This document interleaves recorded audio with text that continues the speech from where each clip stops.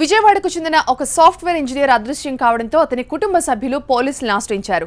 ప్రసాదంపాడుకు చెందిన నాగసాయి హైదరాబాద్లోని ఒక ప్రముఖ కంపెనీలో సాఫ్ట్వేర్ ఇంజనీర్గా పనిచేస్తున్నాడు. శనివారం రాత్రి 7 గంటలకు బైక్పై బయటకు వెళ్లాడు. కొద్దిసేపటి తర్వాత తాను ప్రకాశం బ్యారేజ్ పై నుంచి దూకి చనిపోతున్నానని వాట్సాప్ మెసేజ్ పంపాడు. తన మృతదేహాన్ని కృష్ణానది నుంచి తీసుకోవాలని మెసేజ్ పంపాడు. దీంతో కుటుంబ సభ్యులు నాగసాయి కోసం గాలించి చివరికి పోలీసులను ఆశ్రయించారు. నాగసాయిపై పని ఒత్తిడి తీవ్రంగా ఉందని, అందుకే ప్రశాంతత కోసం తిరుపతికి వెళ్లొచ్చాడని కుటుంబ సభ్యులు చెబుతున్నారు. మరోవైపు నాగసాయి ఫేస్బుక్ అకౌంట్ లైవ్లో ఉన్నట్లు పోలీసులు గుర్తించారు. దీంతో అతని మిస్సింగ్ పై పోలీసులు అనుమానం వ్యక్తం చేస్తున్నారు. అతని ఫోన్ కాల్ డేటా ఆధారంగా దర్యాప్తు చేస్తున్నారు. పని ఒత్తిడి కారణమే ఎక్కడికైనా వెళ్లాడా లేక ప్రేమ వ్యవహారం ఏదైనా ఉందా అనే కోణంలో పోలీసులు దర్యాప్తు చేస్తున్నారు.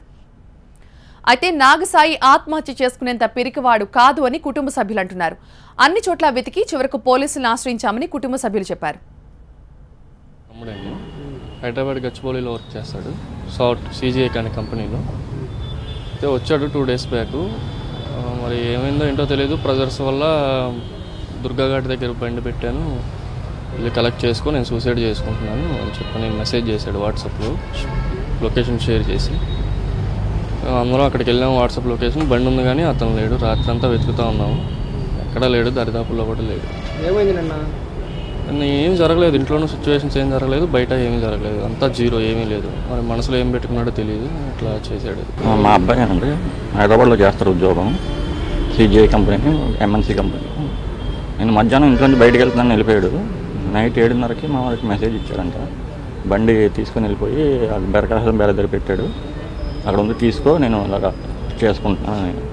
వెంటనే మా వాడు పరిగెట్టాడు. 1/2 అవర్కి నాకు తెలిసి నేను వెళ్ళాను. నైట్ అంతా తిరిగి అక్కడ కనబడలేదు. పోలీస్ కంప్లైంట్ ఇచ్చాము. FIR నోట్ చేశారు ఇందాక మధ్యాహ్నం. అది చూశాక CI గారు చూసి ఇవాళ రేపట్లో అన్నిటికీ కన్ఫర్మ్ చేస్తా ఉన్నారు, ఏ సంగతి చెప్తున్నారు. ఎవరు మామూలుగా బయటికి వెళ్తున్నానని చెప్పి వెళ్ళాడు అంతే.